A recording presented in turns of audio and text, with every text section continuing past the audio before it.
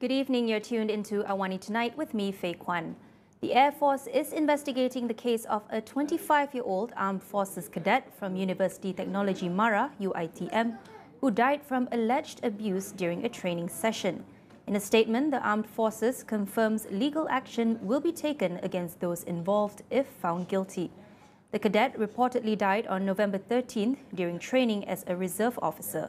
According to a police report filed by his father, the victim had been subjected to various forms of physical abuse, including being stepped on the chest. The father also claimed that his son was left unattended for 30 minutes in a field after fainting under the hot sun. Meanwhile, UiTM said it would review its Reserve Officer Training Unit program in light of the incident.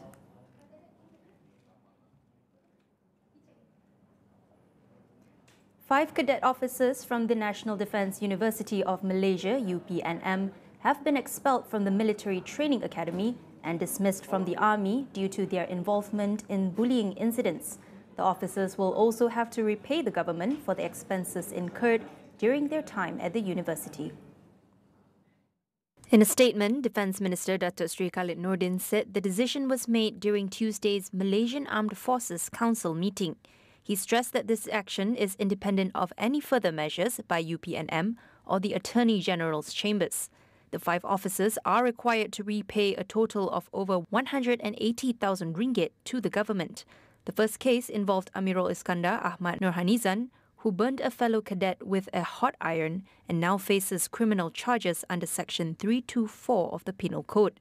In another incident, three cadets, Izzat Izzuddin, Muhammad Hidayat and Ku Muhammad Irfan, were found guilty of inflicting physical and emotional abuse on a fellow cadet.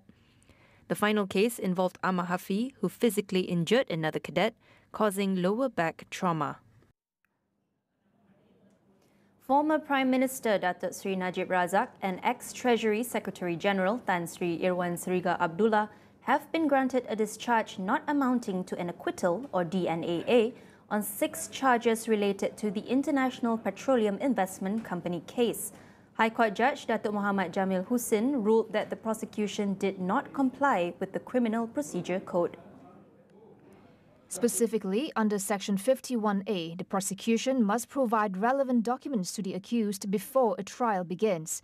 The judge cited inordinate delays because crucial documents were not handed over, even though Najib and Irwan were charged back in 2018.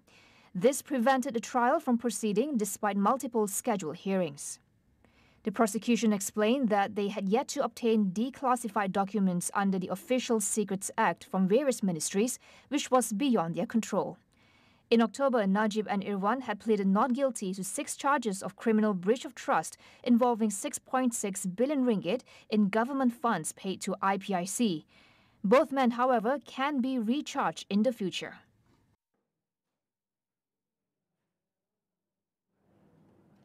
Members of GISB Holdings who attend the government's voluntary faith rehabilitation program are given daily allowances to encourage their participation.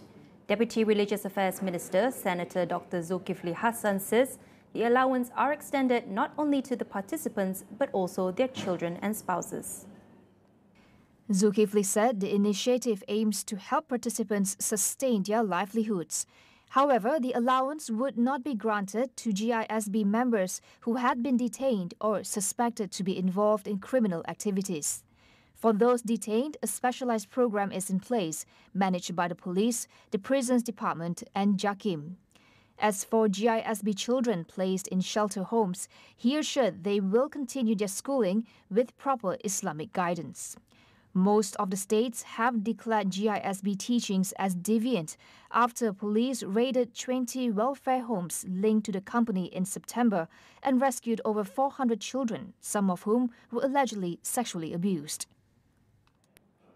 The poverty line income adopted by the Social Welfare Department is not the sole determinant in evaluating welfare aid applications. Women, Family and Community Development Minister Datuk Sri Nancy Shukri says multiple factors are taken into account to ensure that eligible individuals in need receive government assistance. These factors include social support from the family, chronic health problems, special care needs, psychosocial issues and others. From January 2024, Nancy said the Social Welfare Department also began using the new poverty line income, which has a threshold value of 1,198 ringgit. Nancy also emphasized that JKM also evaluates welfare applications using a means test, considering factors like economic situation and local needs and not just income. Mobile platforms are at the heart of businesses today, driving customer engagement and sales, but with this convenience comes a growing risk of mobile fraud. Shedding light on the issue is Shield's Joanna Fong, discussing the common types of frauds businesses face and how cutting-edge technology is transforming fraud prevention. Fraudsters and scammers creating millions of fake accounts to conduct many common types of fraud like promo abuse. For example, a new user gets $5 voucher, or payment fraud. When fraudsters use stolen credit cards to transact online, they will never use their real user account and they will make multiple fake accounts to do so. Fake accounts can also be used to spread fake news, hate speech, and misinformation on social media platforms. Another is collusion. This is interesting. Imagine in a ride-hailing industry, collusion fraud can happen when a fraudulent syndicate creates multiple fake driver accounts, and on top of that, hundreds of fake user accounts, all manipulated by 1 to 2 devices. And then they can at any time create an artificial surge pricing, driving up the cost to consumers and making the platform unfair for both genuine drivers and users. Joanna also highlights the challenges in existing mobile fraud solutions. So in Malaysia, we see data protection becoming top priority for businesses and the government, but existing solutions in the market mainly tackle fraud at like 2 points, identity and payments. So if we want to talk about the challenges, I will see this as a challenge because eKYC solutions will require users to provide personal information, passport or IDs to verify identity. Payment fraud solutions require a lot of payment data, including credit card details. Even with all of this information, none of them are focused on addressing the root of fraud. For example, the rise of AI fraud using deepfakes for onboarding new accounts. She emphasized on the need for solutions that focus on privacy and powered by the latest technology. That solutions will definitely have to become more privacy focused in the next 5 years. Right, so traditional anti-fraud solutions today are overly reliant on intrusive personal data. So because solutions are storing all of this personal information, it makes them extremely vulnerable to data breaches, right? So it's like kind of self-fulfilling prophecy. This ironically poses a larger risk of potential data leaks and breaches. So instead of collecting all this personal data, what they can do is to rely on technologies or solutions like ours, because big industry players like Google and Apple are also making it harder and harder to obtain personal data. And this trend will remain, right? And users are becoming more aware of their privacy, choosing to opt out of sharing personal data when possible. So the continued advancements of AI and machine learning, in fact, has and will continue to help privacy secure technology like Shield to fight fraud at its roots, to identify fraud patterns in real time, flag suspicious behavior and adapt to new fraud trends faster than traditional methods. We'll be back with more after the break. Stay tuned.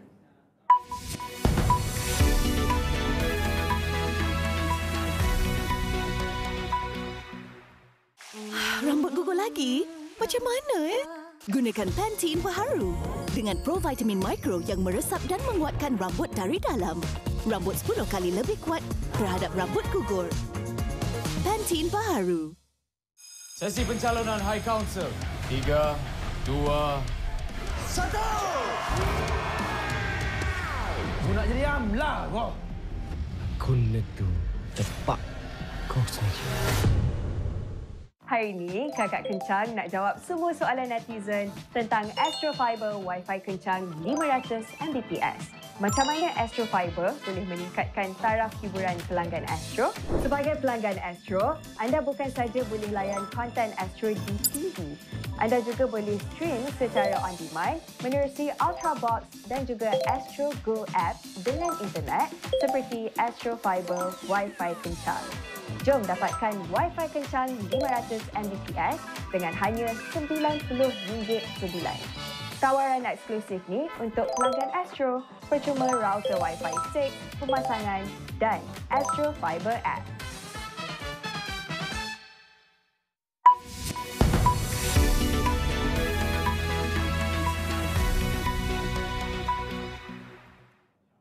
Thousands of displaced civilians in Lebanon have begun making their way home to the country's south, amid hopes that the ceasefire deal between Israel and Hezbollah will hold.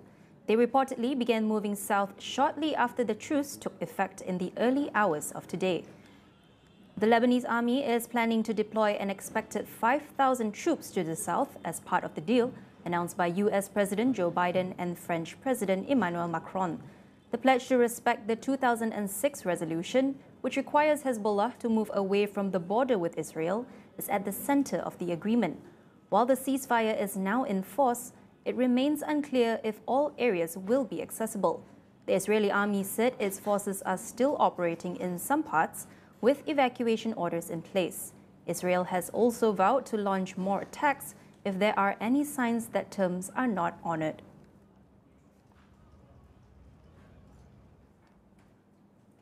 Indonesia kicked off its first simultaneous regional elections today, with 202.8 million registered voters electing over 500 governors, mayors and regents along with their deputies.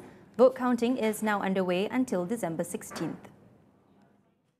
It marks the first time Indonesia is holding elections for leadership posts across the country simultaneously, since direct votes for regional leaders were introduced 2 decades ago. Polling stations opened at 7 a.m. in western Indonesia, and voters had until 1 p.m. to cast their ballots, while voting in provinces in the central and eastern part of the country began earlier. Key attention is on the race for Jakarta governor, viewed by political parties as a potential pathway to the presidency. Yogyakarta is the only province excluded from the elections, as the cultural capital is led by a sultan who also serves as the governor. Police in the Philippines lodged a formal complaint against Vice President Sara Duterte and her security team over a recent altercation in Congress. They cited alleged assault and defiance of orders during a confrontation at the lower house and a hospital. The dispute was set off after Sarah's chief of staff, Zuleika Lopez, was detained in the House of Representatives over the weekend.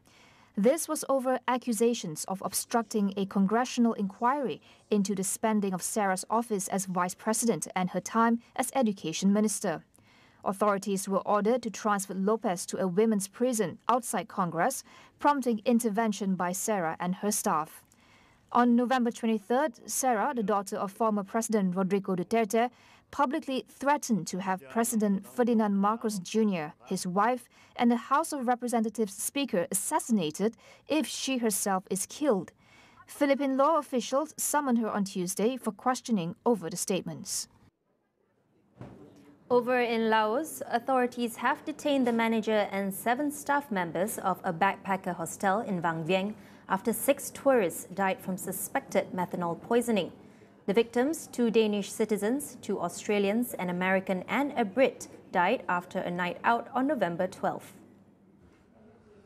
Police have taken a 34-year-old manager of Nana Backpacker Hostel, along with 7 employees, into custody for questioning. Local reports indicate all those detained are Vietnamese nationals. Authorities suspect that methanol-tainted alcohol caused deaths. Methanol, sometimes illegally added to liquor to boost potency, is highly toxic and can lead to blindness, liver failure, or even death. Both UK and Australian travel advisories caution tourists about the risks of consuming alcohol in Laos due to the danger of methanol poisoning. That wraps up AWANI Tonight. Check out our web portal, keeping you informed on the critical events shaping our world, all in one place at international.astroawani.com. That's all for now. I'm Faye Kwan. Thank you for watching and good night.